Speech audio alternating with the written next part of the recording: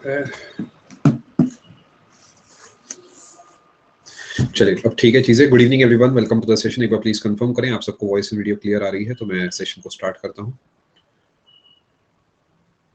ठीक है, थोड़ा सा आई थिंक इशू था, किसी वजह से स्लाइड जो है क्लियर नहीं आ रही थी, लोडिंग हो रहा था सब कुछ। आई होप अब चीजें जो है एकदम ठीक होंगी। शुरू करते हैं दोस्तों कहानी। देखिए ये कोर्स आपका भी थोड़ा सा और लंबा चलेगा बिकॉज कुछ टॉपिक्स मैं इसमें जो है ऐड कर रहा हूँ, तो आप मान के चलिए इस हफ्ते के एंड तक ये कोर्स आपको मैं खत्म करा दूंगा। एंड इसके अंदर आपको भी मैं कुछ टॉपिक्स और पढ़ाने वाला हूं, जैसे कि पंचायत वाला जो आपका टॉपिक है, पंचायती राज इंस्टीट्यूशंस और म्यूनिसिपैलिटीज, और कुछ और टॉपिक्स भी मैं आपके लिए इसमें ऐड कर रहा हूं। ठीक है, तो ये जो पर्टिकुलर कोर्स है आपका in any case by Sunday खत्म हो जाएगा। ठीक है, चलो शुरू करते हैं जी कहानी। कल की क्लास का पीडीएफ नहीं मिल रहा है, ऐसा कुछ है क्या? ठीक है, मैं चेक कर लूंगा। आप इसे क्वेश्चन टैब में एक बच्चे ने भेज दिया, इसे वैसे ही पड़ा रहने दीजिए, मैं जब क्लास से जाऊंगा तब मैं इसे चेक कर लूंगा। ठीक है, देखिए आप इन बातों को समझिए कि ये सब मेरे कंट्रोल में नहीं है। आई होप आप इस बात को समझते हैं ना। फिर भी मैं अपनी तरफ से अगर कुछ हो पाएगा तो मैं जरूर करने की कोशिश करूंगा। ठीक है, चलिए शुरू करते हैं दोस्तों कहानी। बहुत इंपॉर्टेंट टॉपिक है पंचायत और म्यूनिसिपैलिटी। आपको आज की ही क्लास में दोनों टॉपिक्स में पूरे कराऊंगा और देखते हैं जी कहां तक हम इस क्लास में कवर कर पाते हैं। शुरू करते हैं, आप हेडिंग डालिए पंचायती राज।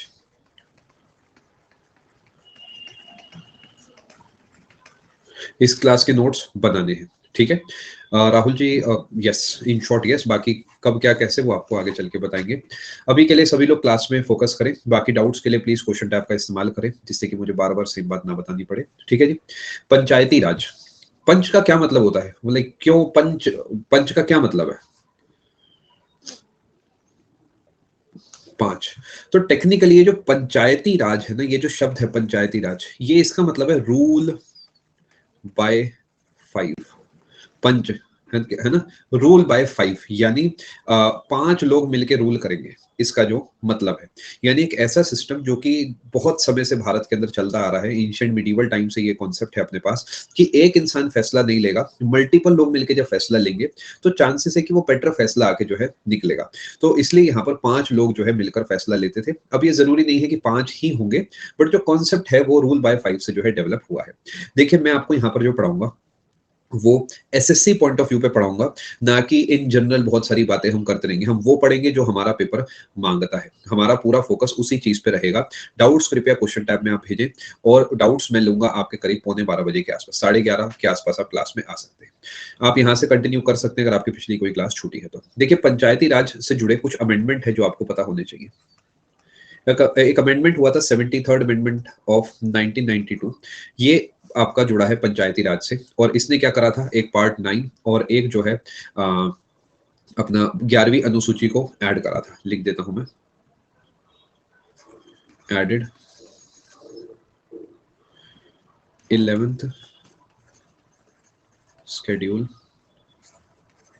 Added part. 11:30 के बाद आइए, जिसका जो डाउट है तब क्लियर होगा। नोट करिए फिर मैं आगे चलूं।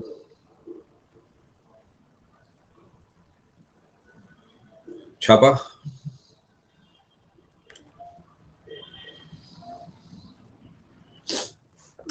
पेपर यहाँ से कमेटी वाले सवाल भी पूछता है, तो थोड़ा सा हम उस पर भी फोकस करेंगे। देखिए हमारे देश में एक पर्सनालिटी थी महात्मा गांधी जी, स्क्रीन अभी ब्लैंक होगी। उनका कहना था कि जितनी ज्यादा पावर आप लोएस्ट लेवल पे देंगे उतना ज्यादा अच्छा रहेगा। लोएस्ट लेवल का मतलब जनता के हाथ में। बट जनता के हाथ में अगर सबके हाथ में अपनी अपनी पावर आ जाएगी तो हम सब जो है कैसे एक फैसला ले पाएंगे, है ना।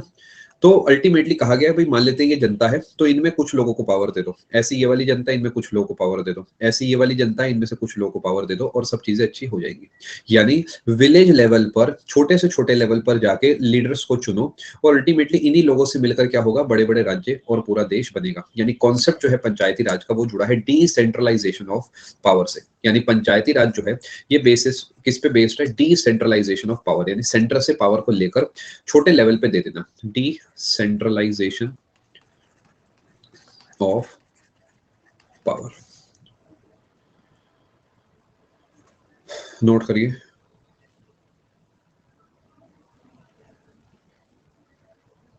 चलिए आगे, इसे अभी डिटेल में लेके चलूंगा तो बिल्कुल घबराने की जरूरत नहीं है। कुछ कमिटीज भी जो है इससे जुड़ी है, मैं आपको थोड़ा सा बता देता हूं।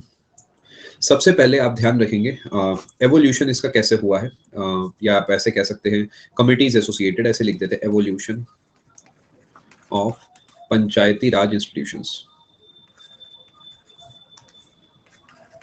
पंचायती राज इंस्टीट्यूशंस। ठीक है, हम यहाँ पर एक तरीके की हिस्ट्री पढ़ रहे हैं कि ये कहाँ से जो है प्रकट हुआ है। ठीक है, सबसे पहले जैसा कि आप सब लिख रहे हैं, बलवंत राय मेहता कमेटी। अब मैं चाहूँ तो इस कमेटी पे कम से कम 10 से 15 मिनट तो डिस्कशन कर ही सकता हूँ, बट ये यूपीएससी की क्लास नहीं है, तो मैं वो बताऊंगा जो एसएससी आपसे मांगता है। बलवंत राय जी एक पर्सन थे जिन्हें इस कमेटी का अध्यक्ष बनाया गया, उन्हीं के नाम पे जो है इस कमेटी का नाम भी रखा गया। और ये आपके पेपर में मांगा जाता है कब बनी, तो बनी जनवरी 1957 में। आपके पेपर में डेटा जैसा मांगा जाता है वो आपको बताया जा रहा है। ठीक है जी, और इसने क्या करा, एग्जामिन्ड, क्यों बनी, वर्क क्या था इसका, to examine the work of community development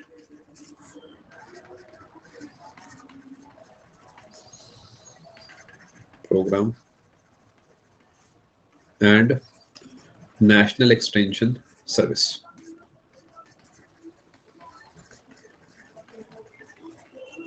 ठीक है जी, बैकग्राउंड में थोड़ी आपको नॉइस आ रही होगी, हो सकता है बहुत दूर जहां मैं रह रहा हूँ उससे बहुत दूर कहीं पे कोई पार्टी हो रही है, कोई शादी वादी हो रही होगी, तो हो सकता है आपको थोड़ी आवाज आ रही हो, नहीं आ रही तो बहुत अच्छी बात है।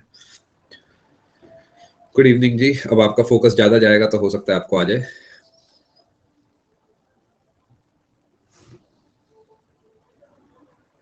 ठीक है जी, नोट करा, आज जल्दी जल्दी लिखना होगा अपने को। अब एक कमेटी बनाई गई और इसने अपनी रिपोर्ट सबमिट करी। उस रिपोर्ट में क्या था मैं आपको बताता हूँ। रिपोर्ट या recommendations, recommendation of Balwant Rai Mehta committee, short में लिख दूं चलेगा। गुड इवनिंग सभी को, यहाँ पे लिख देता हूँ आप, बलवंत राय मेहता कमेटी ऐसे लिख दिया जिससे कि आप जब नोट्स बनाए तो आपको पहचान में आ जाए क्या लिखा गया है। सबसे पहली बात इन्होंने कहा था कि स्टैब्लिश होना चाहिए 3 tier system, establishment of 3 tier Panchayati Raj system, जिसके अंदर होना चाहिए पहले नंबर पे ग्राम पंचायत, जो कि होना चाहिए विलेज लेवल पे। दूसरे नंबर पे होना चाहिए पंचायत समिति। पेपर यहाँ से पूछता है जी, तो तैयार रहिएगा। अगर जिंदगी में कभी आपने सोचा है कि आप एसएससी से ऊपर के भी कोई पेपर देंगे तो भी ये सब बहुत इंपॉर्टेंट है, और एसएससी का ही पेपर अगर बढ़िया से देना है तो भी ये बहुत इंपॉर्टेंट है। पंचायत समिति ब्लॉक लेवल पर और डिस्ट्रिक्ट लेवल पर जिला परिषद। कृष्णा जी आप बहुत आगे चले गए हैं, ये जो बात हो रही है ये सिर्फ वो है कि बलवंत राय मेहता कमेटी ने क्या रिकमेंड करा। आप हेडिंग देखिए एक बार, मैंने ये कहीं नहीं लिखा कि भारत में 3 टियर सिस्टम लागू है। I understand Krishna ji, but इसका हेडिंग है रिकमेंडेशंस। ठीक है जी, फोकस करिए प्लीज क्लास में।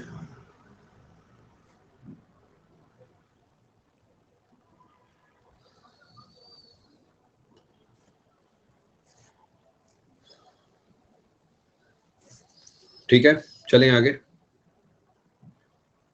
और इन्होंने कहा कि ग्राम पंचायत में जो है डायरेक्ट इलेक्शन होंगे और बाकी दोनों में इनडायरेक्ट इलेक्शंस होंगे। क्लास में फोकस करिए, आपस में बात मत करिए। यानी इन्होंने कहा कि जो ग्राम पंचायत है इसमें होंगे डायरेक्ट इलेक्शन और इन दोनों में होंगे इनडायरेक्ट इलेक्शन।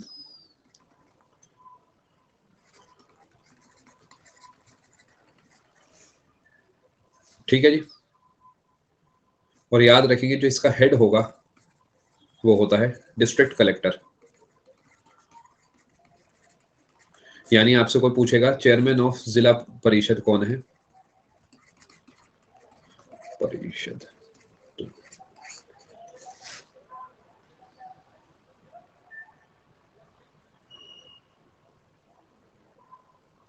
ठीक है जी, जिला परिषद चेयरमैन ऑफ जिला परिषद होते हैं डिस्ट्रिक्ट कलेक्टर। अभी छापते जाइए, बस चीजें आगे चल के समझ आएगी।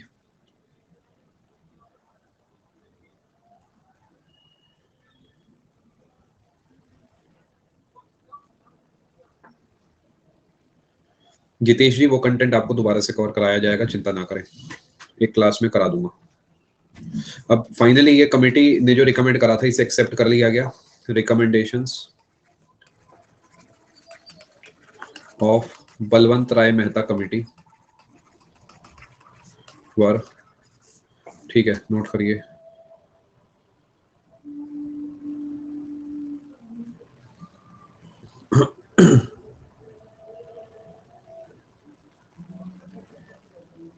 Nupur, yes, in terms of jurisdiction, yes, वो ज्यादा एरिया को कवर करता है।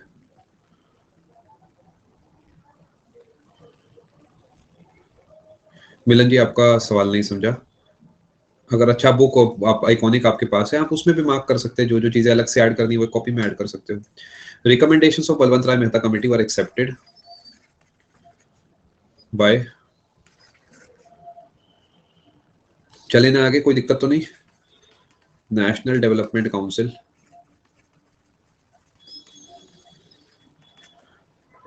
इन जनवरी 1958। दोस्तों मैं फिर से बता रहा हूं, अभी जो भी हम बात कर रहे हैं वो हम कर रहे हैं बलवंत राय मेहता कमेटी की, मिक्सअप नहीं करना है।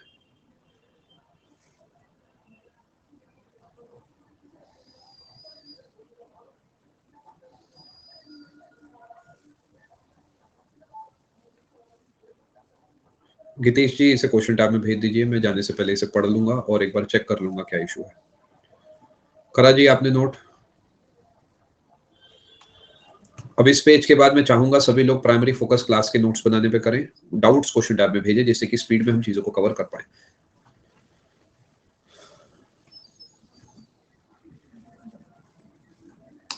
फाइनली राजस्थान वो पहला राज्य बना जहां पर पंचायती राज सिस्टम को स्टार्ट करा गया। याद रखना है पंचायती राज सिस्टम जो है स्टार्ट हुआ है राजस्थान में, नागौर नाम की जो जगह है वहां से 2 अक्टूबर 1959 को। 2 अक्टूबर ये पेपर पूछता है। Nagaur district, Rajasthan state, first place to start Panchayati Raj. मैं वैसे लिख रहा हूं जैसे पेपर मांगता है कि जिला पूछेगा तो टिक कर पाएंगे और राज्य पूछेगा तो टिक कर पाएंगे। ऑब्वियसली ये जिला इसी राज्य के अंदर है। याद रखेंगे स्टेट में सबसे पहले नंबर पे है राजस्थान, दूसरे पे आंध्र प्रदेश। एक बार दूसरा भी पूछा गया था इसलिए बता रहा हूं, इससे ज्यादा डिटेल में मैं नहीं जाऊंगा।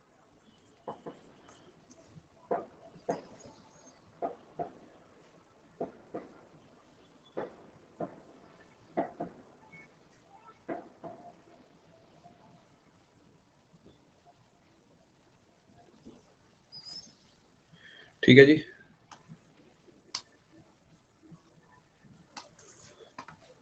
याद रखेंगे एक और कमेटी है। अब एक अगली कमेटी की मैं बात कर रहा हूं, ये टॉपिक यहीं पर मैंने पूरा करा दिया है। अगली कमेटी है Ashok Mehta committee.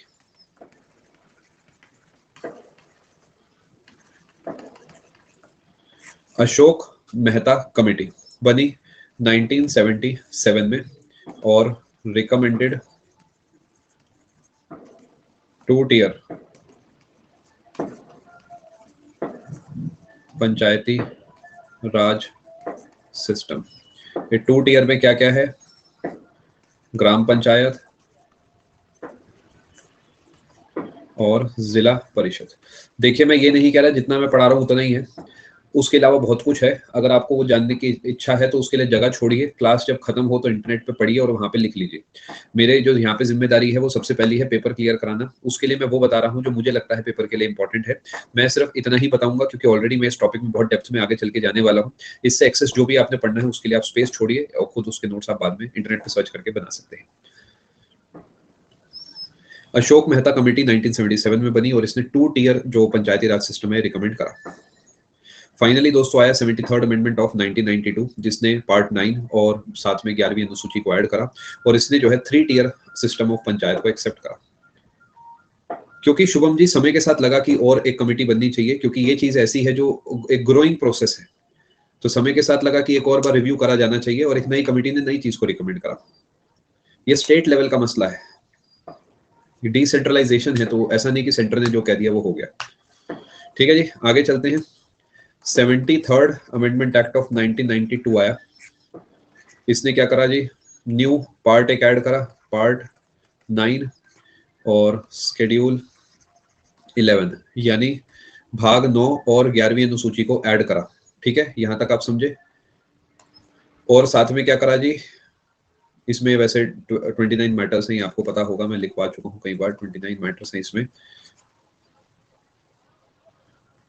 Provided 3 tier,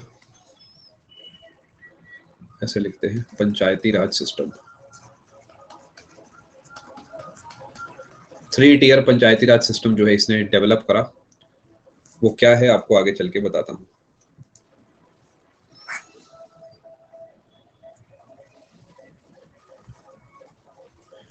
ऐसे लिखिए यहां पर, चले पहले इसे लिखिए।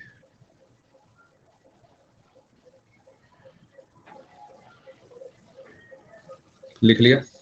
अब ये 3 टियर सिस्टम के मैं यहाँ पे आपके लिए नाम लिख देता हूँ। एक विलेज, एक इंटरमीडिएट, एक डिस्ट्रिक्ट लेवल है। विलेज लेवल पर बना ग्राम पंचायत, इंटरमीडिएट जिसे आप ब्लॉक कहते हैं, यानी विलेज का ग्रुप पंचायत समिति,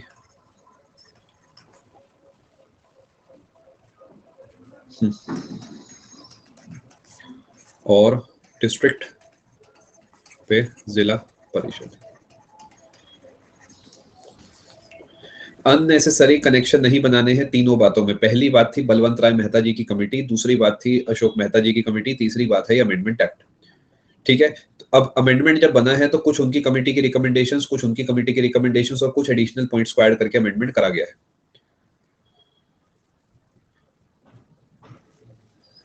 इंटरमीडिएट का मतलब होता है बीच में, मिडल में, यानी विलेजेस का ग्रुप लेकिन जिले से छोटा।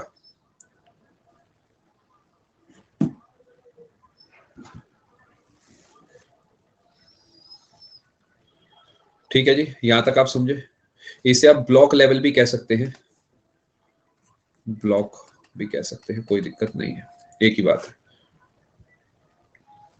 ठीक है, 73rd में क्या हुआ है आपको वो मैंने बता दिया है। अब कुछ चीजें आप ध्यान रखेंगे। ग्राम सभा, ग्राम सभा है foundation, base of Panchayati Raj system.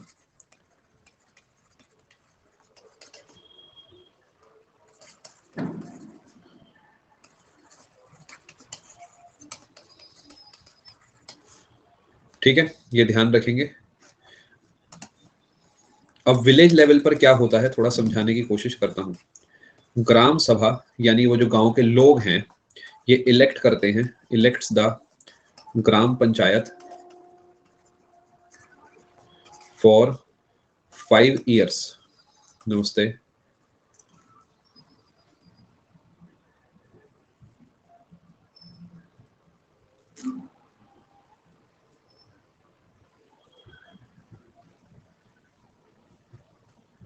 ठीक है, विलेज लेवल पे ग्राम सभा जो है वो पंचायत को चुनती है।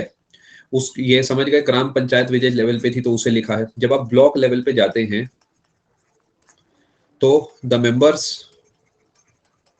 ऑफ, यहां पर क्या था जी, पंचायत समिति। देखो पंचायत समिति है ना, Panchayat Samiti are elected directly by the people, by Gram सभास।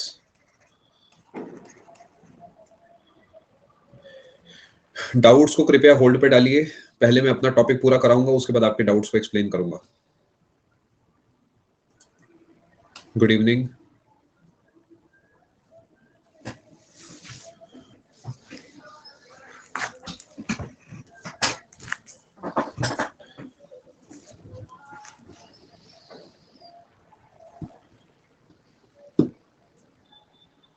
ठीक है जी, दो लेवल मैंने आपको समझा दिए हैं। तीसरा लेवल है अपना डिस्ट्रिक्ट लेवल।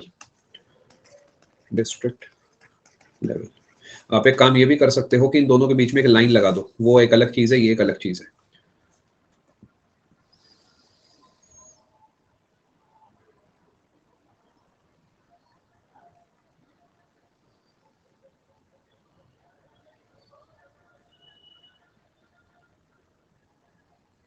बिल्कुल सही कमलेश जी। चलो डिस्ट्रिक्ट लेवल पे दोस्तों, द मेंबर्स ऑफ जिला परिषद आर इलेक्टेड डायरेक्टली बाय ग्राम सभा।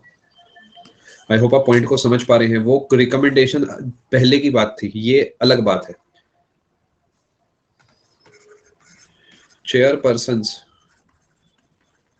Of block and district level are chosen indirectly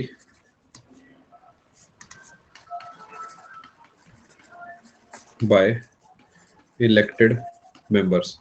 समझ गए? जैसे प्रधानमंत्री को हम नहीं चुनते, प्रधानमंत्री कौन बनेगा ये डिसाइड करते हैं वो सारे सांसद जिन्हें हम चुनते हैं, ऐसे यहाँ पर हेड कौन बनेगा ये डिसाइड करते हैं वो लोग जिन्हें हम चुनते हैं।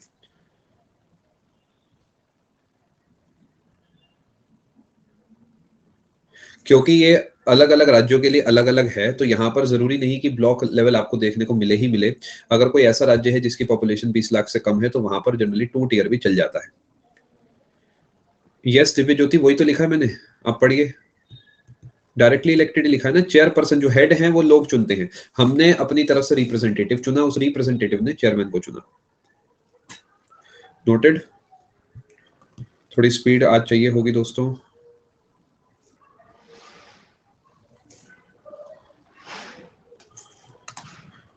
इन states having population less than 20 lakh, 20 lakh से कम होगी, इंटरमीडिएट लेवल नहीं भी होगा तो चलेगा। यानी 2 टियर सिस्टम हो सकता है, 3 टियर सिस्टम भी हो सकता है। जी हाँ, करा दिया जाएगा जो क्लासेस का कंटेंट कम है।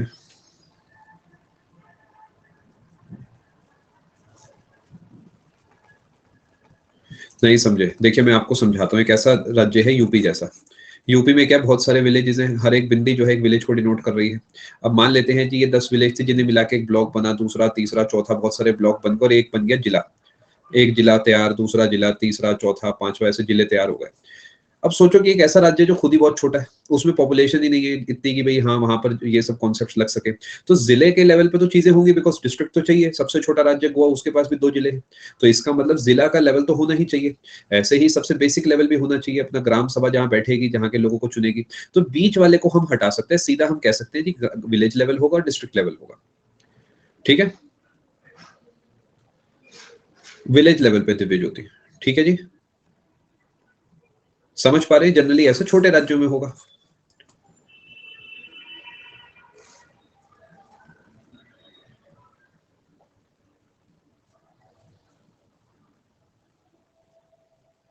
Akash, as of now this course is live. I'll be adding some classes in one practice course. वो आपको मैं आने वाली क्लासेस तक अपडेट दूंगा। इसके अलावा एक जीके का प्रैक्टिस कोर्स आएगा in the second half of this month. जी हाँ, ग्राम सभा और ग्राम पंचायत अलग अलग है। ग्राम सभा वो लोग हैं, ये ग्राम सभा आर द पीपल, और ग्राम पंचायत वो बॉडी है जिसे ये लोग चूज करते हैं। ये गांव के लोग हैं। ग्राम सभा means group of people living in that village. जिला की बात नहीं हो रही है मिलन, बात यह है 20 लाख से कम पॉपुलेशन है तो पहला और तीसरा लेवल होगा, उससे ज्यादा है तो तीनों लेवल होंगे। ठीक है जी। अब मैं वो बता रहा हूं जो एसएससी मांगता है, कुछ कंपलसरी नहीं है एकता जी, ये सब बातें जो हैं आपकी अमेंडमेंट के थ्रू आई हैं, यानी इससे कम जैसा चाहे वो स्टेट कर सकते हैं, आप नोटिस करें तो चलेगा। यानी if they want, if that state wants to have just 2 tiers, they can do that. चलो अब आ जाते हैं जी मुद्दे की बात पे, जैसा एसएससी मांगता है। यानी इलेक्शन का क्या होगा? इलेक्शन ऑफ मेंबर्स कैसे होगा जी? आप कहेंगे इलेक्शन ऑफ मेंबर्स होगा डायरेक्ट, डायरेक्ट इलेक्शंस होंगे।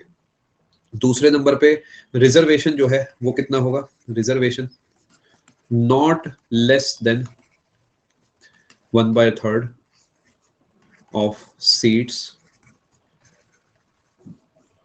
have to be reserved for women. Geography भी पाइपलाइन में है। देखिए ज्योग्राफी को जल्दी लाने के लिए मैंने एक स्ट्रेटजी बनाई है आपके लिए, चाहे मैं हो सकता है ऐसा मैं थोड़ा सोच रहा हूँ कि जीके एमसीक्यू का एक फ्रेश कोर्स लॉन्च करने की जगह जो एक पिछला जीके एमसीक्यू का कोर्स था कुछ क्लासेस उसमें ऐड करा के और फ्रेश कोर्स जो है ज्योग्राफी का ले आऊंगा। अगेन देखिए ये क्लास के टॉपिक के बीच में सब बोलने से डिस्टर्बेंस होती है, तो आप लोग भी ऐसे चीजों को क्लास के एंड में या क्वेश्चन टाइप में रखा करें। बार बार आप पूछते हैं तो मेरी मजबूरी होती है आंसर देना। वो स्ट्रेटजी क्या है वो सब मैं देखूं मैं जानूं, है ना। अभी के लिए आप कृपया ये वाले टॉपिक को पढ़िए, ठीक है। तो वो जो फिक्र है वो आपके लिए अभी भी है, इस वजह से ही ये थोड़ा सा चेंज भी मैंने करा है। खैर अभी इधर आ जाइए प्लीज, अपना नुकसान मत करिए। ड्यूरेशन जो है वो 5 ईयर्स है, ठीक है। एज मिनिमम 21 ईयर्स है फॉर मेंबर।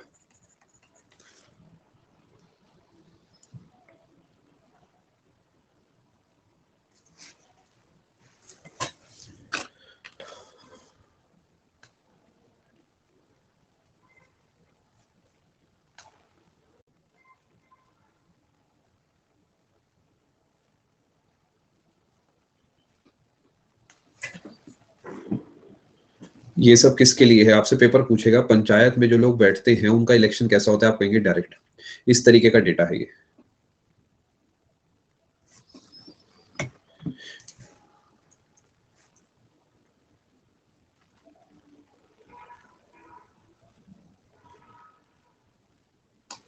याद रखेंगे state with most number of panchayats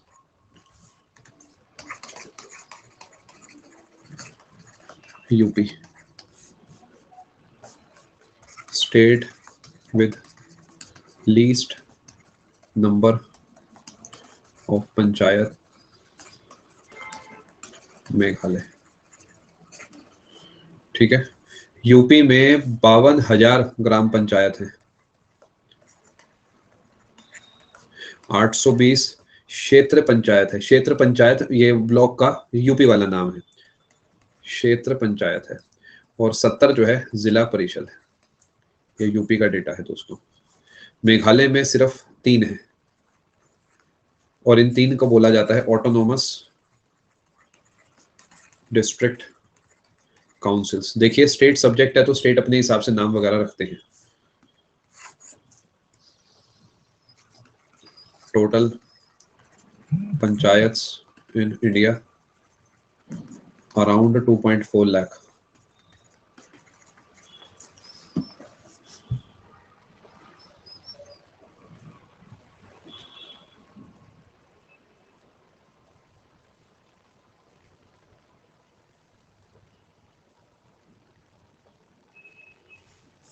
क्षेत्र पंचायत इस ब्लॉक लेवल पंचायत जिसे अपन ब्लॉक बोलते हैं। सेम है बेटा, क्योंकि वो स्टेट अपनी मर्जी से नाम रखता है तो इस वजह से उसे क्षेत्र कहा है।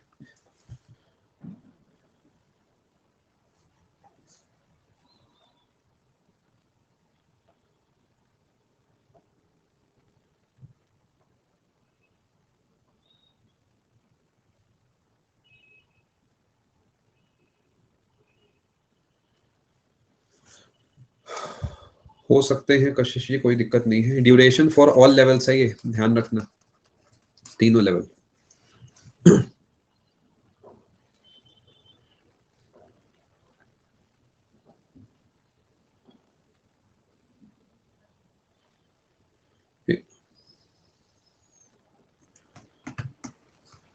ठीक है जी, छाप लिया। यस श्याम जी। माया ऐसा जरूरी नहीं है। मेघालय में सिर्फ 3 ही पंचायत हैं जिनको वहां की भाषा में ऑटोनोमस डिस्ट्रिक्ट काउंसिल्स कहा जाता है। यस निशा जी। अब आ जाते हैं पैसा पे। पैसा कैसा पैसा, थोड़ा समझाता हूँ। पैसा act,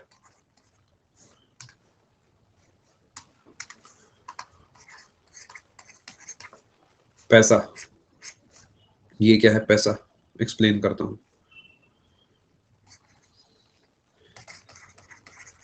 panchayat extension to, extension में ऐसा आता है शायद, अच्छा नहीं लग रहा देखने, बाकी आप लोग बताना।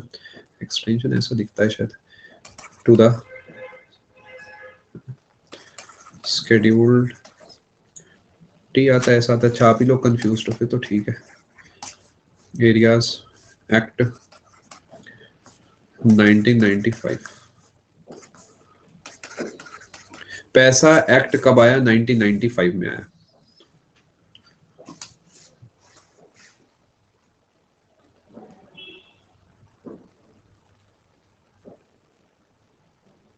अब ये क्या है पैसा?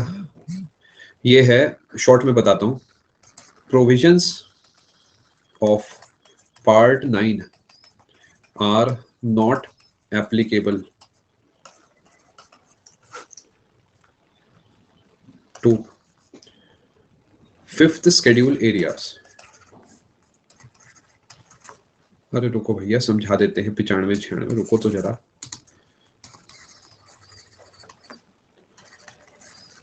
नाइन्टी 95 में ऑफिशियली आया था, बट वैसे 95 में लागू हुआ था, इस वजह से 96 दिख रहा होगा। ये तो बहुत सारों के साथ होता है, ये तो कई बार समझा दिया आपको इस कोर्स में, तो इस वजह से सोचा था समझ जाएंगे, बट कोई बात नहीं, लिख देता हूँ भैया, वो भी लिख देता हूँ, ठीक है।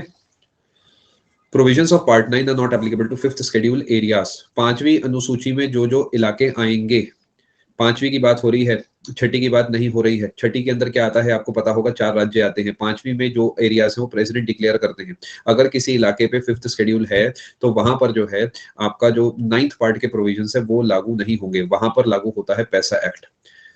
लिख देता हूं मैं, उनके लिए बनाया गया है पैसा एक्ट, पैसा पैसा मान सकते हैं, ठीक है। To extend provisions of part 9 to such areas, PESA act. Actually PESA के आगे एक्ट नहीं लिखना चाहिए, बट क्या करूं, लिखूंगा तभी आपको थोड़ा दिमाग में बैठेगा। ये ए का मतलब ऐसे एक्ट है, हैज बीन फॉर्म्युलेटेड।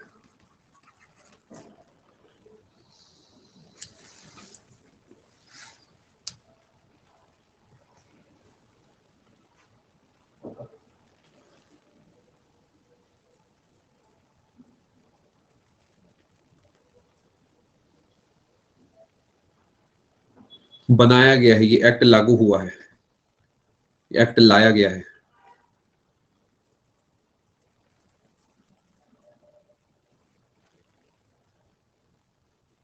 क्योंकि दिव्य ज्योति जी, 5वीं अनुसूची में ट्राइबल एरियाज आते हैं और उनका जो काम करने का तरीका है, रहना सहना है, कल्चर है, वो सब अलग है। इस वजह से वहां पर सीधा सीधा आप चीजों को नहीं थोप सकते।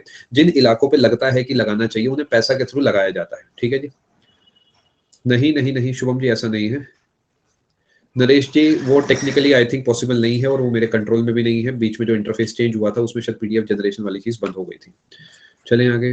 तो सर एग्जाम में कौन सा टिक करेंगे? अरे भैया नहीं, अब तुम रुको जरा, ये टिक कराना भैया एग्जाम में, और बताओ, ठीक है। ऐसे लिख लो इसे, ना ना, अरे लिख लो कोई बात नहीं, लिख लो पैसा 1996 ही लिख लो, क्योंकि आया था 1996 के एंड में, लागू हुआ था मेरा ख्याल नवंबर में, जो है नवंबर दिसंबर का समय था, लास्ट था मतलब 1996 का। तो पेपर में पूछे तो 6 पे टिक कर देना, और बताओ, ये तो ठीक है।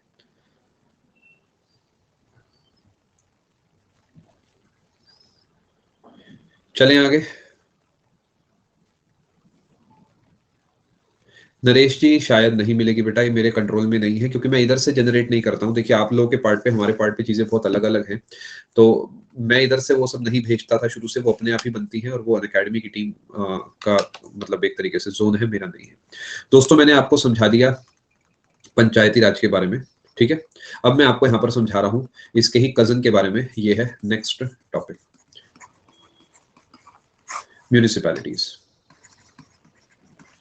पेपर के लिए याद रखेंगे, पंचायती वाला जो है ज्यादा इंपॉर्टेंट है। यहाँ से सवाल आते हैं, बट बड़े गिने चुने आते हैं, जैसे 74th अमेंडमेंट कब आया, या ऐसे करके सवाल आते हैं, और एक लॉर्ड रिपन वाला सवाल आ जाता है। इस तरीके के सवाल आते हैं, ज्यादा डेप्थ में यहाँ से नहीं आता, बट क्योंकि तबीयत खराब हो सकती है, मौसम चेंज हो रहा है, कहीं पेट में दर्द हो जाए आपके कि अरे सर ने तो म्यूनिसिपैलिटी डिटेल में नहीं पढ़ाया, इस वजह से मैं पढ़ा रहा हूँ, ठीक है। वैसे यहाँ से सवाल थोड़े से कम आते हैं, गिने चुने आते हैं। म्यूनिसिपैलिटीज, ये है अर्बन लोकल गवर्नमेंट,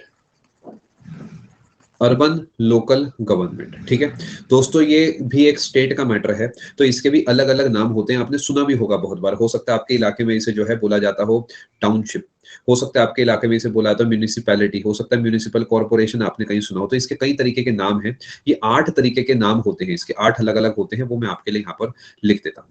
ठीक है जी, 8 टाइप्स होते हैं इसके। क्या क्या? ये सब नाम है बस। म्यूनिसिपल कॉर्पोरेशन, म्यूनिसिपैलिटी, सबसे कॉमन नाम तो यही होते हैं। Town area committee, township, notified area committee,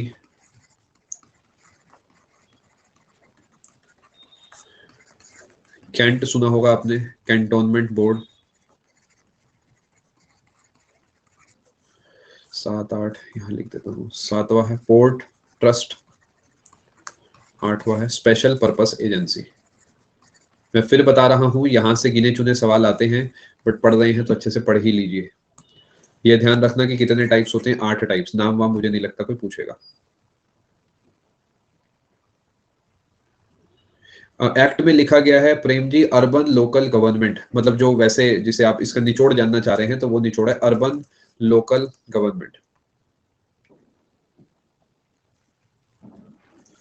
अरे सही कह रहे हो प्रशांत, पैटीज लिख दिया यार ये तो मैंने, म्यूनिसिपैलिटीज, पैलिटीज।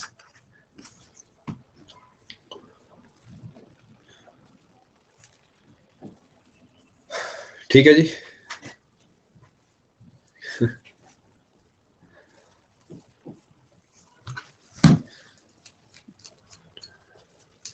चलें आगे।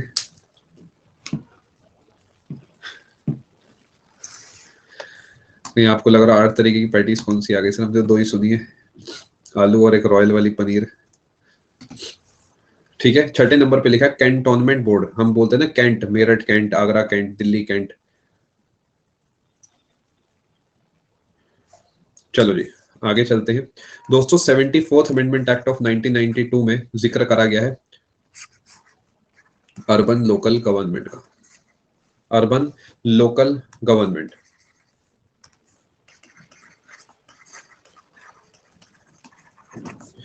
मंत्रालय कौन सा जुड़ा है? कई सारे, क्योंकि कैंट, जैसे कैंट है यहाँ पे आप देखो, तो इससे डेफिनेटली डिफेंस तो जुड़ा होगा ना। कैंट कौन से एरियाज होते हैं? जो डिफेंस वाले एरियाज होते हैं। तो एक तो जुड़ा है urban development,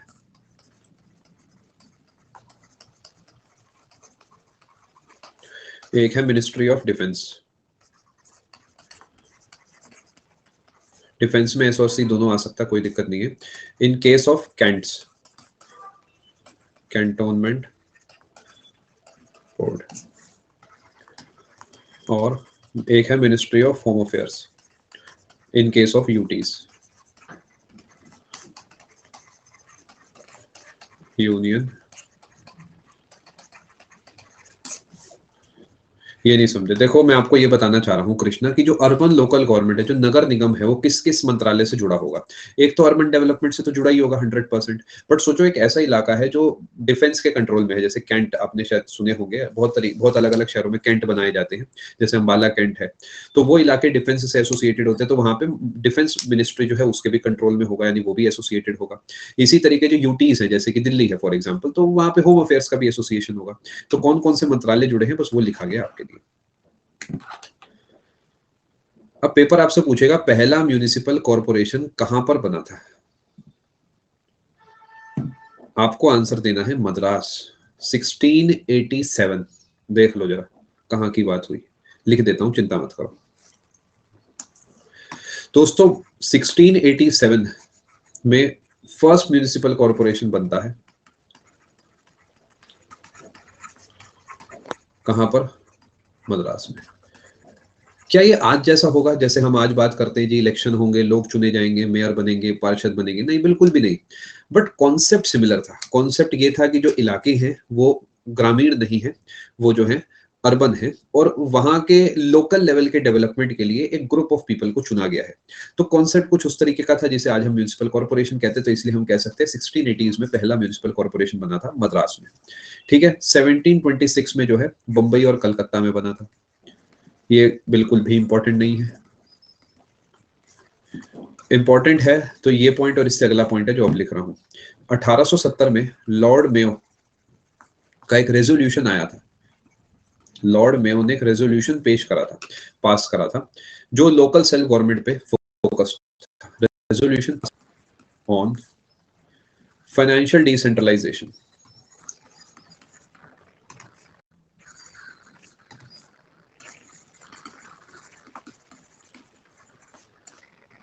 for local self government.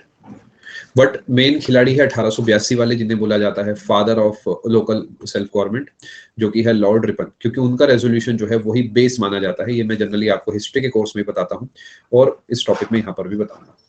तो आपको किसी एक इंसान को चूज करना है तो मेयो को नहीं करेंगे, लॉर्ड रिपन को करेंगे। जिसके जो डाउट्स हैं कृपया अगले 10 मिनट में भेज दीजिएगा, उसके बाद मैं क्वेश्चन टैब को बंद कर दूंगा।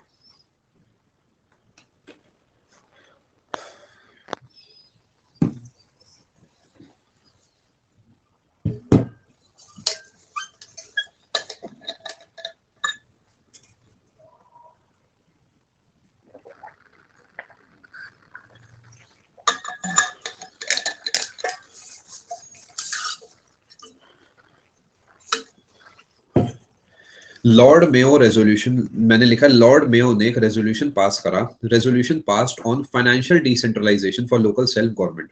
Financial decentralization for local self government का मतलब, लोकल सेल्फ गवर्नमेंट तो आप समझ गए, जैसे अपना जो नगर निगम वगैरह है, उसका फाइनेंशियल डिसेंट्रलाइजेशन। डिसेंट्रलाइजेशन मतलब उनके हाथ में पावर आनी चाहिए, कौन सी? फाइनेंशियल। फाइनेंशियल का मतलब खर्चा करने की, यानी अपने लेवल पे वो खुद फाइनेंसेस को जनरेट एंड डिसबर्स कर सके, डिसबर्स कर सके। ठीक है, यानी बहुत छोटे लेवल पे भी एक छोटे लेवल की सरकार होनी चाहिए। Good night. ठीक है जी, बिल्कुल सही आयान। मैं आपको काफी समय दे रहा हूं लिखने का, आई होप काफी पड़ रहा है आपको समय। 1882 लॉर्ड रिपन रेजोल्यूशन, ये है मेन, डिटेल्ड, प्रॉपर, और इसी को बोला जाता है मैग्ना कार्टा। मुझसे मत पूछना मैग्ना कार्टा क्या है, इस कोर्स में फंडामेंटल राइट्स वाले चैप्टर में समझा चुका हूं। लोकल सेल्फ गवर्नमेंट का मैग्ना कार्टा ये है, मेयो वाला नहीं है। इसीलिए लॉर्ड रिपन को बोला जाता है father of local self government in India. Paper का सवाल है जी। अभी तक जितना कुछ भी बताया है सबसे इंपॉर्टेंट पेज ये वाला है।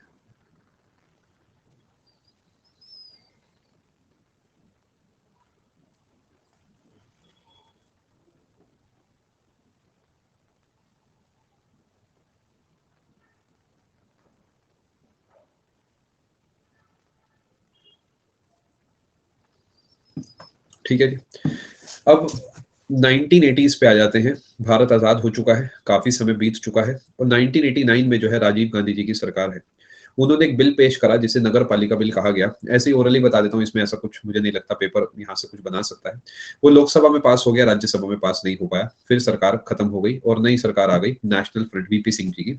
सितंबर 1990 में फिर से जो है एक बिल पेश करा जाता है, जो लोकसभा में ही जो है डिसॉल्व हो जाता, लोकसभा क्योंकि डिसॉल्व हो जाती है तो बिल आगे नहीं जा पाता, उसे भी हम नगर पालिका बिल के नाम से जानते हैं। फाइनली सितंबर 1991 में पीवी नरसिम्हा राव जी की जो है सरकार आती है और वो एक बिल पेश करते हैं म्यूनिसिपैलिटीज बिल के नाम से। वो लोकसभा में, राज्यसभा में पास होता है और ये फाइनली एक अमेंडमेंट हो जाता है, 74th amendment act of 1992, and it came into force on 1 जून 1993। अब ये जो बात मैंने बोली है इसे मैं लिख देता हूं।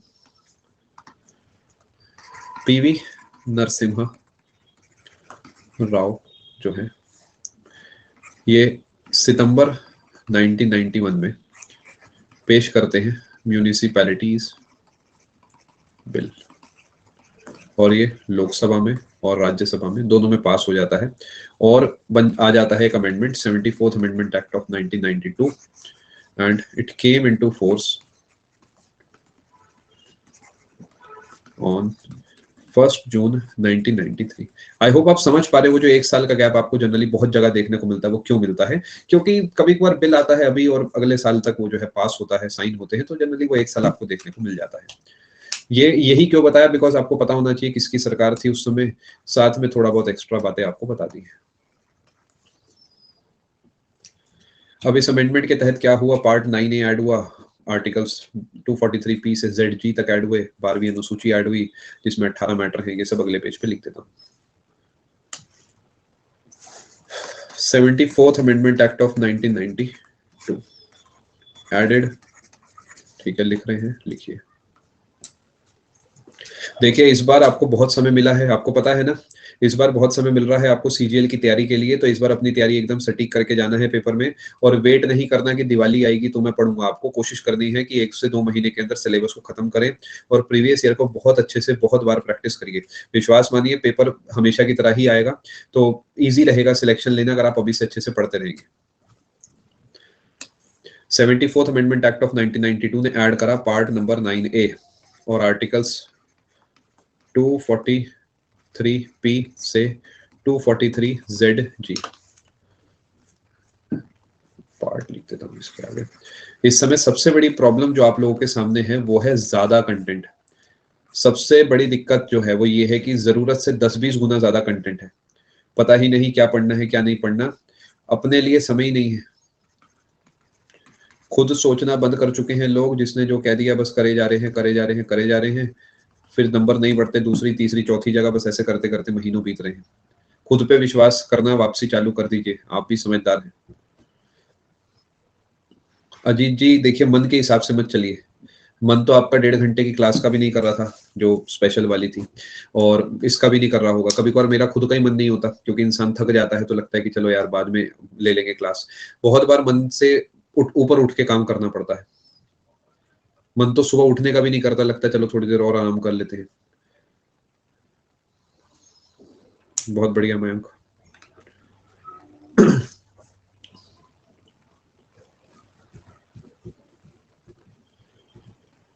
नोट कर लिया आपने? आर्टिकल्स लिखे हैं 243P से 243ZG। ज्योत्सना जी ये ऑलरेडी आपको वैसे भी ये आपकी जो प्रीवियस क्लासेस उसमें पढ़ाया जा चुका है, वहां पे भी आप चेक कर सकते हैं। पार्ट 9A में जो आर्टिकल है वही लिखे गए हैं। चलिए, फीचर्स ऑफ द एक्ट। ये जो एक्ट की हम बात कर रहे हैं इसके क्या फीचर है? सबसे पहले टाइप्स ऑफ म्यूनिसिपैलिटी।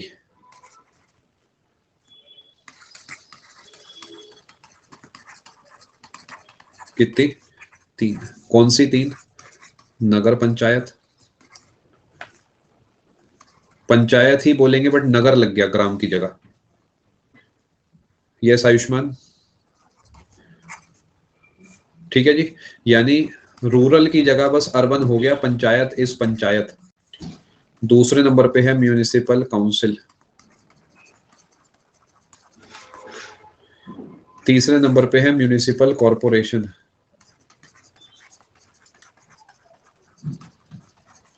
ये है स्मॉलर अर्बन एरियाज, ये है लार्जर अर्बन एरियाज। एक्सप्लेन करता हूं। देखो जो पहले 8 टाइप लिखवाए थे आयान, वो थे इलाकों के हिसाब से, यानी जैसे कोई इलाका कैंट है तो वहां पे अलग नाम हो गया, कोई इलाका जो है समुद्री तट पे है तो उसका अलग नाम हो गया, उस तरीके। ये जो है साइज ऑफ एरिया पे है। कोई एक ऐसा गांव है जो अभी अभी शहर बना है, तो वहां पर होगी एक नगर पंचायत। कोई ऐसा शहर है जो एक छोटा शहर है जिसे हम कहते हैं टाउन है, तो वो वहां पर होगी एक म्यूनिसिपल काउंसिल। और एक बड़ा शहर है जैसे प्रॉपर जिसे हम शहर कहते हैं, जो बहुत समय से ही शहर है, जिसे हम सिटी कह देते हैं आमतौर पे, वहां पर हो गया म्यूनिसिपल कॉर्पोरेशन। नाम का फर्क है प्रद्युमन, मेनली, और कुछ फर्क नहीं है। समझ गए आप? कहानी सिमिलर है सब में, सब जगह मेंबर्स को डायरेक्टली इलेक्ट करा जाएगा। आपका जो इलाका होगा उसे आप एक म्यूनिसिपैलिटी बोलेंगे, उसे छोटे छोटे हिस्सों में आप तोड़ देंगे, हर एक इलाके को बोलेंगे वार्ड। आपने देखा भी होगा, कभी आप मान लेते हैं बाजार गए हैं कुछ सामान लेने, वहां पर कहीं एक सड़क में किनारे पे एक बोर्ड लगा होगा, ward number so and so और वहां के पार्षद सो एंड सो का, देखा होगा आपने। तो वो बेसिकली क्या होंगे, वो उन्होंने कभी ना कभी म्यूनिसिपैलिटी के इलेक्शन में खड़े हुए होंगे और हो सकता है वहां से वो जीते हों। ठीक है, अगले पेज पे चलते हैं दोस्तों। कॉम्पोजिशन, मेंबर्स जो हैं, अब देखिए मैं सीधी बात कर रहा हूं, घुमा नहीं रहा हूं unnecessary. Directly elected by people, directly elected by people होंगे, ध्यान रखेंगे। ड्यूरेशन जो है म्यूनिसिपैलिटी की 5 साल।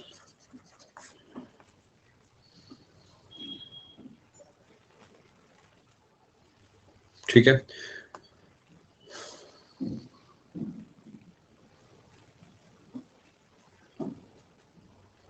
एज 21 ईयर्स, रिजर्वेशन सब सिमिलर है, not less than 1/3 to women।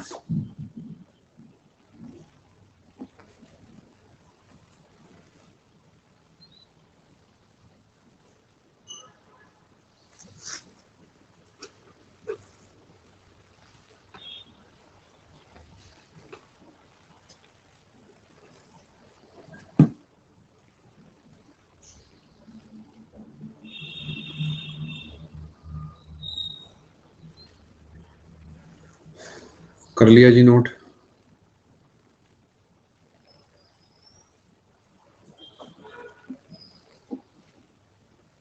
Reservation नहीं समझे, देखिए रिजर्वेशन कुछ नहीं है, मान लेते हैं कहीं पे 100 सीटें हैं तो उसमें कम से कम 34 सीटें जो हैं वो रिजर्व होनी चाहिए महिलाओं के लिए, यानी वहां से महिला कैंडिडेट जो है इलेक्शन लड़ेंगी। 74th Amendment Act of 1992 does not apply on so scheduled and tribal areas,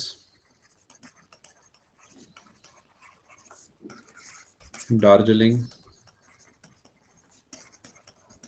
Gorkha Hills, Hill Council of West Bengal। Darjeeling से हैं अब आप, बहुत बढ़िया।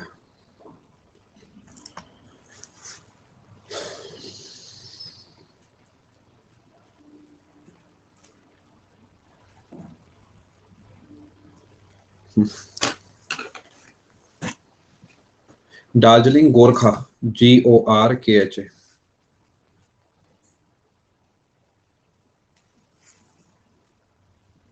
श्याम के सवाल का आंसर देंगे आयान जी। बताइए आयान जी, दार्जिलिंग वेस्ट बंगाल में है या असम में? वेस्ट बंगाल, बिल्कुल सही। सिक्किम के नीचे पड़ता है ये, असम से वेस्ट पड़ेगा, सिक्किम के नीचे पड़ेगा जहां तक मुझे पता है, बाकी तो आयान मुझसे बेहतर जानते होंगे। आगे चलते हैं दोस्तों। एक और चीज है, central council of local government. ठीक है, स्लाइड दिखा देता हूँ। यस प्रद्युमन, बिल्कुल सही।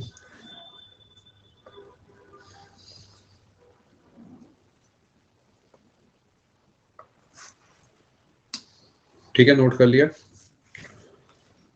ये अब एक छोटी सी बात है वो बता देता हूँ। एक काउंसिल है जिसे बुलाते हैं central council of local government. इसे ओरिजिनली हम कहते थे central council of local self government, originally called central council of local self government. ठीक है जी, और ये बना है आर्टिकल, या ऐसे समझ लीजिए आर्टिकल 263 से जुड़ा है, बना है 1954 में। देखिए मैं एसएससी ओरिएंटेड पढ़ाता हूं तो सीधा उसी तरीके पढ़ाऊंगा। इसके चेयरमैन जो होंगे वो होंगे union minister of urban development. Saloni, merely being in territory of India does not work. See, culture एक बहुत बड़ी चीज है, डेवलपमेंट एक बहुत बड़ी चीज है, और कल्चरल डेवलपमेंट अपने आप में एक बहुत बड़ी चीज है। हर चीज हर जगह सेम तरीके अप्लाई होगी तो नुकसान होगा। कुछ इलाके ऐसे हैं जहाँ का कल्चर बहुत अलग है, जहाँ का काम करने का तरीका बहुत अलग है, इस वजह से वहां पर अप्लाई नहीं होता। ये वैसे ही है जैसा कि अभी हमने थोड़ी देर पहले देखा था, जो पार्ट 9 की बातें हैं वो पार्ट 5 वाले एरियाज में अप्लाई नहीं होंगी, क्योंकि वहां पर भी शेड्यूल्ड एंड ट्राइबल एरियाज हैं, वहां के लिए स्पेशल अलग से जो है प्रोविजंस बनाए जाते हैं। देखिए जो चीज हम करते हैं दिल्ली में वो चीज हम अंडमान में नहीं कर सकते। दिल्ली का डेवलपमेंट दिल्ली वाला होना चाहिए, अंडमान का अंडमान वाला होना चाहिए, लक्षद्वीप का लक्षद्वीप का होना चाहिए, है ना। तो सब इलाकों के ज्योग्राफी अलग अलग है और बहुत सारे फर्क है। इस वजह से जरूरी नहीं कि सब चीजें भारत में है तो सब कुछ सेम होना चाहिए, नहीं। अगेन वो इक्वालिटी वाली डिबेट आ जाएगी कि इक्वालिटी का ये मतलब नहीं सब जगह सेम कर दो। इक्वालिटी का मतलब ये है वहां पर वो करो जहां पर जो जरूरी है। जो चाहिए दार्जिलिंग में उस तरीके का वहां पे करो, और जो चाहिए अपना मान लेते हैं बाकी इलाकों में वैसा करो। अच्छा, एक और आंसर जी, क्यों क्यों का आंसर देखिए भारत सरकार ही दे सकती है। हम सरकार को चुनते हैं, सरकार चीजें बनाती है और हम उस पर विश्वास करते हैं। तो एग्जैक्ट क्यों कि क्यों दिमाग में ये आया कि दार्जिलिंग ही क्यों, और फॉर एग्जाम्पल मेघालय क्यों नहीं, बिकॉज उन्हें ठीक लगा होगा उस समय, एक्सपर्ट्स जो वहां पर होंगे उन्हें लगा होगा कि ये वाले इलाके को इससे अलग रखना चाहिए। ठीक है जी, चलें आगे।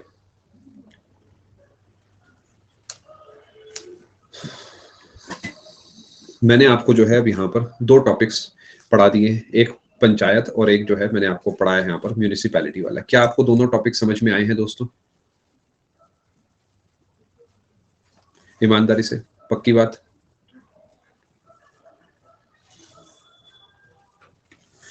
दोस्तों इस क्लास को यहीं पे कंक्लूड करते हैं। 26 मेरे पास डाउट्स हैं, 11:15 के आसपास हो गए हैं। थोड़ा थकान भी मुझे हो रही है, तबीयत 2-3 दिन से ठीक नहीं थी और स्पेशल क्लास के बाद भी ब्रेक नहीं मिला, तो इस क्लास को यहीं पे रोकते हैं और डाउट सेक्शन में आपका बंद कर रहा हूँ। मैं एक बार आपको अपना प्लान बता देता हूँ क्या है। देखिए, आपकी डेली होगी क्लास इस वीक में, और सैटरडे संडे आप अवेलेबल रहिएगा। सैटरडे संडे को मैं लूंगा more classes, more than generally जितनी होती है। ठीक है, तो ये क्लास यहाँ पे कंक्लूड होती है। आप सभी का आने के लिए बहुत बहुत धन्यवाद। Thank you so much. God bless, take care, goodbye, ख्याल रखिए अपना। मिलते हैं आप सबसे आने वाली क्लास में। बहुत बहुत धन्यवाद। Thank you, God bless all, good night. कल की एनोटेशन ये किसी को भी शो नहीं हो रही या फिर सिर्फ तुलिका जी को शो नहीं हो रही? मैं एक बार चेक कर लेता हूँ। नहीं हो रही, आप लोग सेशन में बन रही है प्लीज, मैं चेक कर रहा हूँ।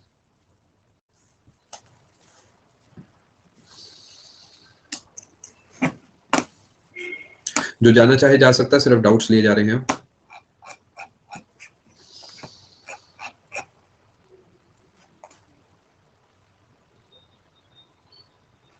आप सही कह रहे हैं, कल की क्लास की पीडीएफ आपको शो नहीं होगी।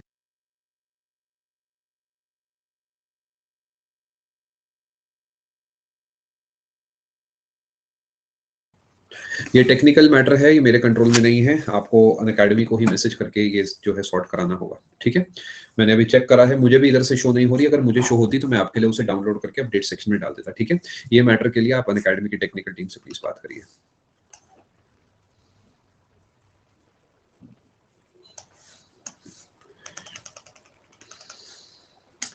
मणिकर्णिका जी, देखिए सबसे पहली बात मैं आपको 2-3 चीजें समझाना चाहता हूँ। एक, लोग लंबे समय से टिके हैं इस फील्ड में। दूसरा, लोग प्रीवियस ईयर की प्रैक्टिस घर पे भी करते हैं। तीसरा, ये मैं अपनी नहीं अपने कंटेंट की तारीफ में कहना चाहूंगा कि जो बच्चे आपको अपने कॉम्पिटिटर्स के रूप में वहां पे दिखते हैं, वो बेस्ट ऑफ द बेस्ट है। मेरी क्लास में वही आता है जो सच में पढ़ने आया है। बिकॉज मेरी क्लास में कोई पॉलिटिकल बात आपने कभी सुनी? आप सभी लोग बताइए, कभी कोई भी पॉलिटिकल बात आपने सुनी? कभी कोई उल्टे सीधे मजाक सुने? कभी कोई 2 से 3 मिनट की भी बात बीच में सुनी? कभी आपने देखा 2 क्वेश्चन के बीच में मैं रुक के 2 मिनट का 1 मिनट भी बात कर रहा हूँ? नेवर। मैं जितनी बात करता हूँ पोल टाइम में करता हूँ, कभी भी नोटिस करना। ये सब इंटेंशनल होता है, ये टीचर का अपना अपना पढ़ाने के तरीके होते हैं। जब पोल चलता है और उसके 5 सेकंड ऊपर नीचे में बात मेरी खत्म हो जाती है, अगला सवाल, अगला सवाल, अगला सवाल। यानी मेरी क्लास में जब बच्चा आता है तो पढ़ने आता है, और जब वो पढ़ता है तो क्या होता है जी, वो पढ़ते पढ़ते होशियार बन जाता है, और उस वजह से आपको बढ़िया कंपटीशन देखने को मिलता है। जो बच्चा मेरी क्लास में चटपटी बातें करने आता है, वो 2-4 क्लास से ज्यादा नहीं टिक पाता। क्योंकि पहली बात, वो कूल बनता है तो मैं उसे 2 मिनट में सही कर देता हूँ, क्योंकि उसे लगता है कि टीचर जो है कोई शरीफ सा होगा, डांट भी नहीं रहा, गुस्सा भी नहीं कर रहा, चिल्ला भी नहीं रहा, बहुत ही आराम से एक सिंगल टोन में पढ़ा रहा है, तो हो सकता है यहाँ पे सुन ली जाए। ऐसा है नहीं। फिर तो कई बच्चों को लगता है कि टीचर जनरली इग्नोर करते रहते कमेंट्स, और मैं कमेंट करता रहूंगा। वो भी नहीं चलता अपनी क्लास में। हम तो आपके जैसे ही हैं, मान लीजिए आप। जब हम आपके जितने थे तो हो सकता है आपसे 21 ही शैतानी में होंगे हम तो। ऐसा नहीं है कि सिर्फ पढ़ाई ही करी है जीवन में, आपके वाले फेज से होके गुजरे हैं तो पता है आपको कैसे कंट्रोल करा जाता है।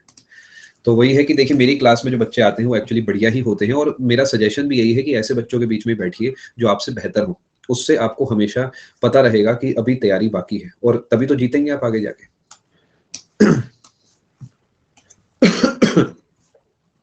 गितेश जी बेटा, जैसा भी मैंने चेक करा, शो नहीं हो रही। क्यों नहीं हो रही, इसका आंसर मेरे पास नहीं है। ये आप अनअकैडमी की टीम को सेम बात कहिए, along with some screenshot and all, और hopefully they will sort this out.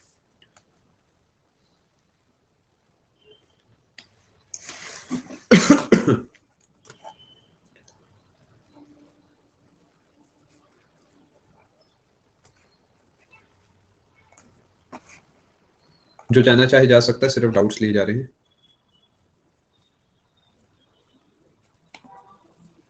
बहुत बहुत धन्यवाद।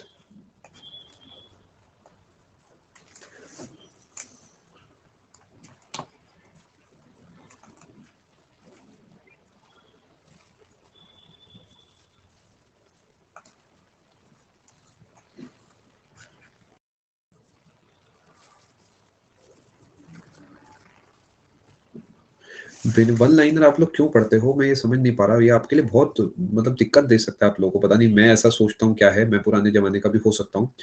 आप ऐसे कैसे पेपर में जो है अपना पहचान पाओगे, कैसे एलिमिनेट करना है, क्या करना है।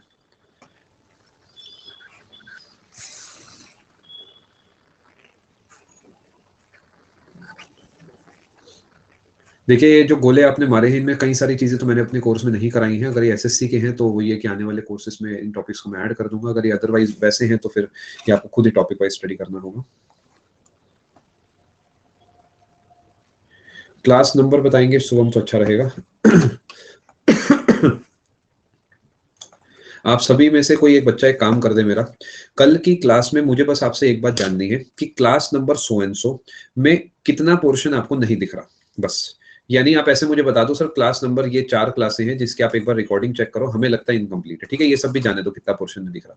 सीधे मैसेज में चाहिए सर ये class number this this this this है जो हमें लगता है इनकम्प्लीट है। आप जो है एक बार इनके रिकॉर्डिंग को चेक कर लीजिए, ठीक है।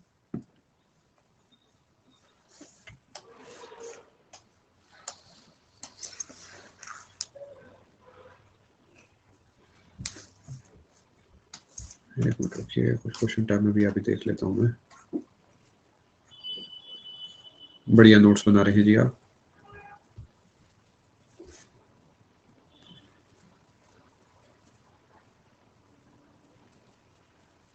हाँ ठीक है। आयुष्मान, ये कौन से पेपर का सवाल है?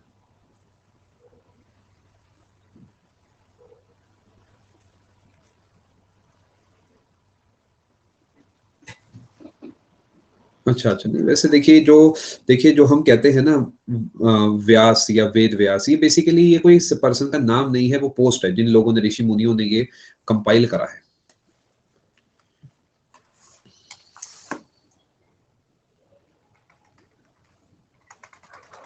उन्हें स्टडी करिए और उनके नोट्स बनाइए, पीवाईक्यूज की प्रैक्टिस करिए। ये नेवर एंडिंग प्रोसेस है, कुछ क्वेश्चन तो दिक्कत देंगे, कुछ क्वेश्चन मुझे तक दिक्कत देते हैं, तो आपको क्यों नहीं देंगे, because it is a never ending process. Name नहीं होना चाहिए for Vedas, I think no. Ayushman, कोई एक नाम नहीं है, एक इंसान ने नहीं लिखे तो काफी साल लगे हैं लिखने में।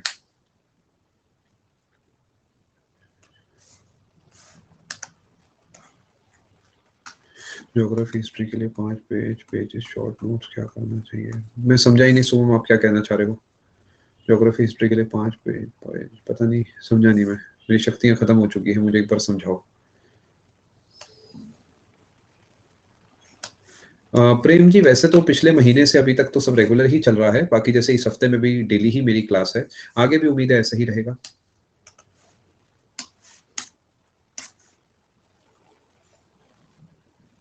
चलिए बहुत बढ़िया।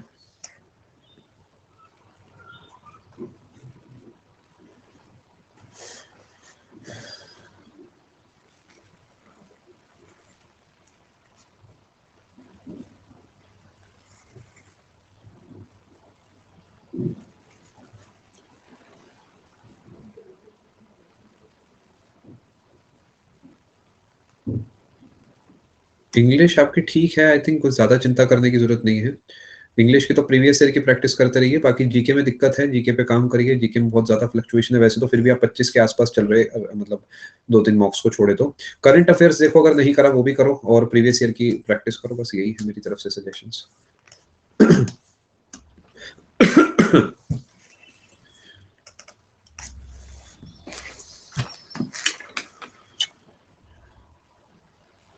आप बस एक काम कर दीजिए एस था जी, आप वो क्लासेस के नाम मुझे बता दीजिए, या तो लेसन नंबर बता दीजिए, वो बेस्ट रहेगा, या फिर क्लास के नाम बता दीजिए, जैसे पॉलिटी पार्ट 4 पार्ट 10 ऐसे करके।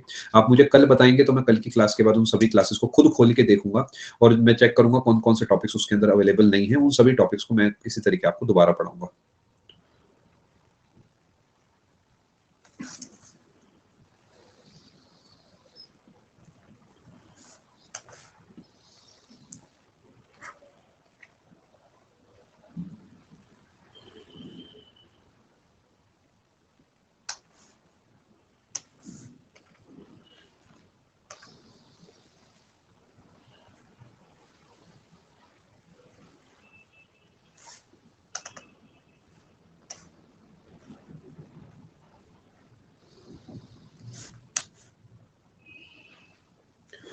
रुकिए नोट कर लेता हूँ।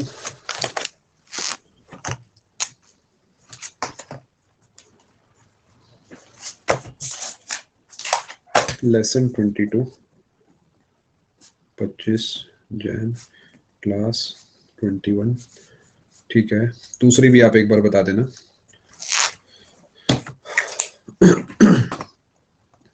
क्या राइट है मुखिया के पास कि वो हार जाए तो अपने लिए मुखिया हार गया तो ये बिल्कुल गलत है ना। देखिए मुखिया जी ने बस सर्विस दी है, उसके बदले उन्हें सैलरी मिली है, तो ये थोड़ी जो पैसा है वो मुखिया जी का थोड़ी है, वो पैसा तो टैक्स है यानी हमारा है। तो ऐसा बिल्कुल भी नहीं है, it is illegal, it is wrong on every front. 24 जनवरी वाली, 24 जनवरी वाली भी ठीक है, मैं चेक कर लूंगा ये क्लास। यस प्रशांत जी, ऐसा मान लीजिए कि हम लोग वोट देके 10 लोगों को चुनेंगे, फिर उन 10 में से कौन लीडर बनेगा ये वो 10 लोग डिसाइड कर लेंगे। जनरली वही होता है ना, मान लेते हैं कि हमने वोट दिया और बीजेपी के ज्यादा कैंडिडेट्स हैं तो वो अपने एक लीडर को चुन लेते हैं। एग्जाम्पल है बस ये।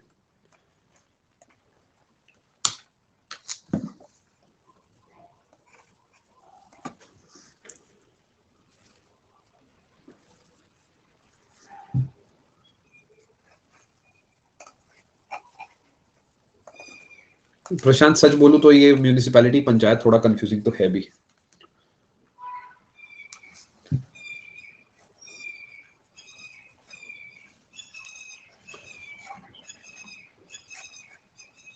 देखिए सारे कोर्सेज लगाने हैं सुचित्रा जी, मैं आपको बता देता हूँ तरीका क्या है। आपको प्रतियोगिता मंत्रा पे जाना है और वहां से जाना है प्लस पे। एक जो भी लेटेस्ट 2-3 कोर्सेज मिलेंगे उनके अपडेट सेक्शन में चले जाना, किसी भी एक के। वहां पर आपको एक पीडीएफ मिलेगी important courses for SSC exams के नाम की। मान लेते हैं आपने एक कोर्स खोला, उसके अपडेट में नहीं है, दूसरा तीसरा खोलना, कहीं ना कहीं मिल जाएगी। इसमें वो सारे कोर्सेज हैं जिस जो आपको लगाने हैं और सबके लिंक है। एक एक करके सारे कोर्स लगा लीजिए, प्रीवियस ईयर की प्रैक्टिस कर लीजिए, काफी रहेगा। करंट अफेयर्स पढ़ लीजिए। अखिलेश जी वोट्स की काउंटिंग तो ईवीएम से होती है। वो ईवीएम जो है वो उसका यही काम है ना कि वो कागज की बर्बादी बचती है, वो इलेक्ट्रॉनिकली सब चीजों को स्टोर अपने अंदर कर लेता है और आगे चलने वाला पीछे हो जाता है। ये रुझान तो आई थिंक इसका मतलब तो ट्रेंड होता है ना, कि ट्रेंड किसका है। जैसे एग्जिट पोल्स वगैरह में जनरली हम देखते हैं कि भाई लगता है कि इस पार्टी को ज्यादा सीटें मिलेंगी, वो हो गया। दूसरे नंबर पे क्या है कि एक ईवीएम में तो सारे वोट आते नहीं पूरे कंस्टिट्यूएंसी के, तो बहुत सारे डब्बे होते हैं, देसी भाषा में बोलो तो उसके अंदर वोट्स होते हैं। तो जब उनकी काउंटिंग शुरू होती है तो मान लेते हैं अभी 10 डब्बे उन्हें गिनना है, अभी 4 गिने गए हैं तो 4 में मान लेते हैं ए कैंडिडेट आगे है बी से, तो हम कहेंगे जी ए आगे चल रहा है, तो ए के जीतने का रुझान है, आप इस तरीके समझ सकते हैं। बट फाइनल तो तब पता लगेगा जब 10 के 10 ईवीएम्स की सारे वोट्स की काउंटिंग हो जाएगी। हो सकता है 4 ऐसे इलाके हों जहां पे बी को बहुत ज्यादा वोट्स मिले हों। तो रुझान I think is just trend कि कौन जीत रहा है, किसके चांसेस ज्यादा है। इसके बारे में आकर्ष जी आपको आने वाले समय में पता लग जाएगा, कल परसों तक मैं आपको बता दूंगा अगली क्लास में। आपको वो ऑनगोइंग बैचेस में भी शो होने लगेगा, ठीक है।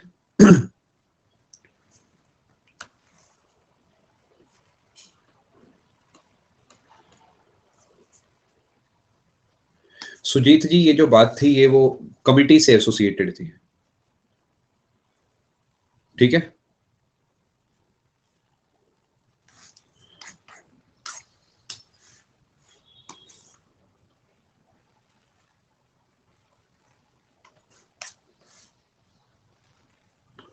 लेसन 21 लेसन 22 ठीक है।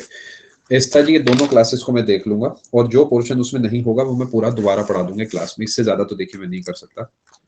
अच्छा आयुष्मान एक बार चेक करना आंसर की में क्या आया था और बाद में वो मतलब कुछ बोनस वोनस तो नहीं गया था।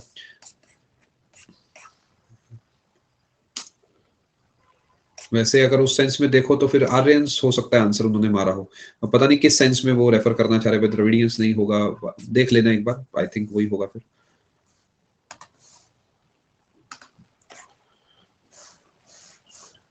रिवीजन देखिए अपने मन से पूछिए, क्या सच में याद करने पर एफर्ट लगता है या बस रीड करते हैं, रीड करते हैं या उससे ज्यादा, या उससे ज्यादा। जीके को याद करने में बहुत ज्यादा एफर्ट लगता है, तो चाहे चीजों को लिखकर जो है याद करें, चाहे किसी को घर में सुना के याद करें, बट डेटा जो है उस पर फोकस करेंगे तो अच्छा रहेगा, ठीक है।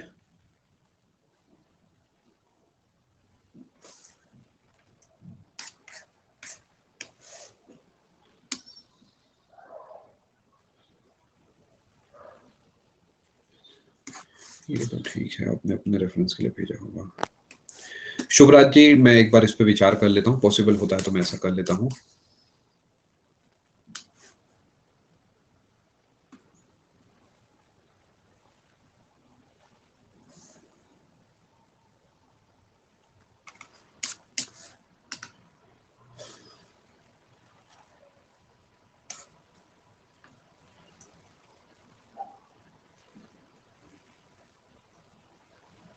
अच्छा, आपने जो फोटो भेजी थी शायद आप उसकी बात कर रहे हैं।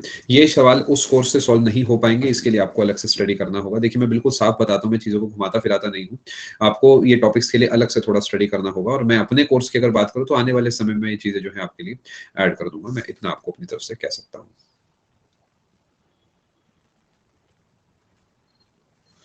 आगे चलते हैं जी।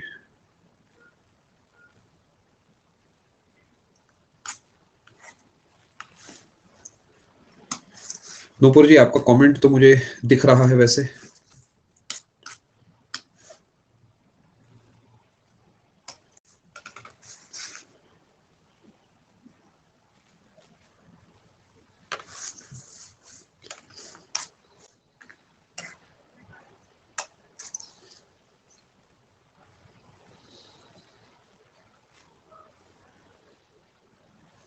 अजीत जी, मैं पूरी कोशिश करूंगा। बाकी अगर किसी वजह से आप वो क्लास नहीं लगा पा रहे तो आप रिकॉर्डिंग लगा लीजिएगा, मैं ट्राई करूंगा। बट आने वाली 2-3 क्लासेस तो ऑलरेडी शेड्यूल्ड हैं, उसके बाद वाली क्लासेस का मैं एक बार विचार करूंगा। पॉसिबल होगा तो जरूर ऐसा करूंगा। एक्चुअली वो 8 बजे से पहले मैं भी थोड़ा सा अवेलेबल नहीं होता, उस वजह से 8 का टाइम मैंने रखा हुआ है। फिर भी I try to change the timing for this week. बाकी मैं आपको जो है जैसा भी होगा वहां पे शो हो जाएगा, ठीक है। मयंक जी, ये वही इशू है अगेन कि मेरे कंट्रोल में नहीं है। ये आपको अन अकेडमी की टीम को ही जो है मैसेज करना होगा।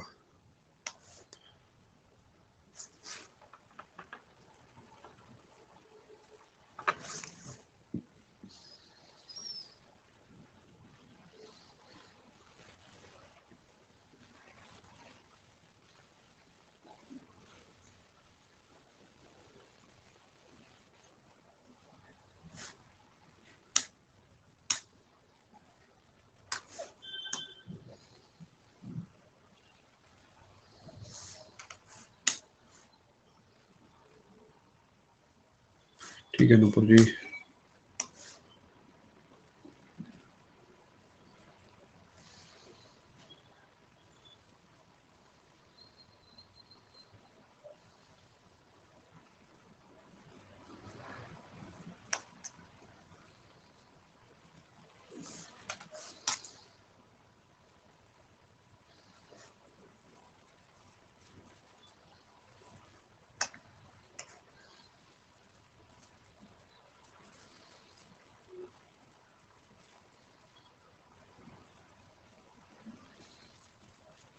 अच्छा,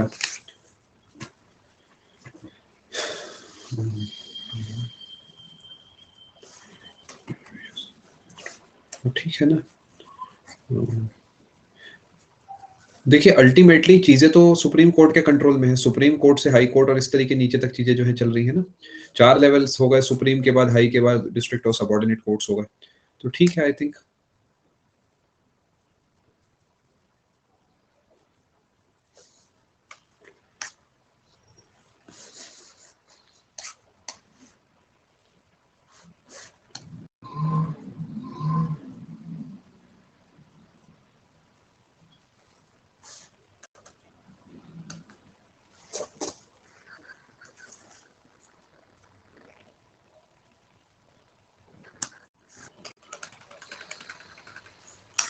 दो हजार दो वाला जो है वो एक अलग चीज है, मैं आपको बता देता हूँ। से वैसे जो सेंसस के बेसिस पे डिलिमिटेशन हुआ है वो 1976 वाला है। ये मैं समझ गया आप किसकी बात कर रहे हैं, बट सेंसस के बेसिस पे 1971 वाला ही हुआ। आप एक बार उसे पढ़ना, डिलिमिटेशन कमीशन ऑफ 2002 में क्या है, वो एक अलग चीज है। हुआ है, मैं थ्योरेटिकली मना नहीं कर रहा, 2002 वाला भी एक चीज है। बट जो मैंने स्टेटमेंट लिखी थी वो 1971 के सेंसस से एसोसिएट करके लिखी थी। ठीक है, आगे चलते हैं।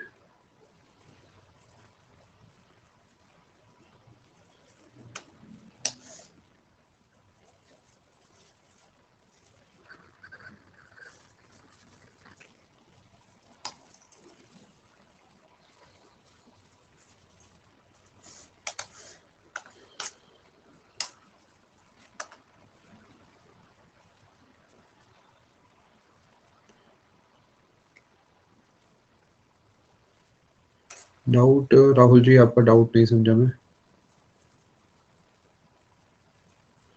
ठीक है, कोई दिक्कत नहीं है, एक बार डाउट आप लिख देना। आयुष्मान एक बार चेक करिएगा आंसर की में क्या निकला है। कई बार क्या होता है ना, बहुत बार एसएससी के पेपर्स में भी आप देखेंगे कि पहले एक आंसर की आती है, वो वायरल हो जाती है, सब लोग उसे जो है ग्रंथ मान के याद कर लेते हैं, फिर पता लगता है कि हर 25 में से एक एक दो दो सवाल गलत है। अब वो जो बच्चा है उस तक तो फ्रेश आंसर की जो फाइनल वाली है पहुंची नहीं, अब वो उसे रट्टे मारने चालू हो जाता है और नुकसान हो जाता है। जनरली ऐसे सवालों को एक बार इंटरनेट पे अच्छे से स्टडी करिए और अपने नोट्स अलग से बना लीजिए। यस, सैटरडे और संडे इस बार आपका भारी रहेगा, स्पेशली द सैटरडे। सैटरडे को थोड़ा सा ज्यादा रहेगा, ठीक है। चलिए दोस्तों, यहाँ पे इस क्लास को कंक्लूड करते हैं। Thank you so much, good night, take care, God bless, goodbye, thank you.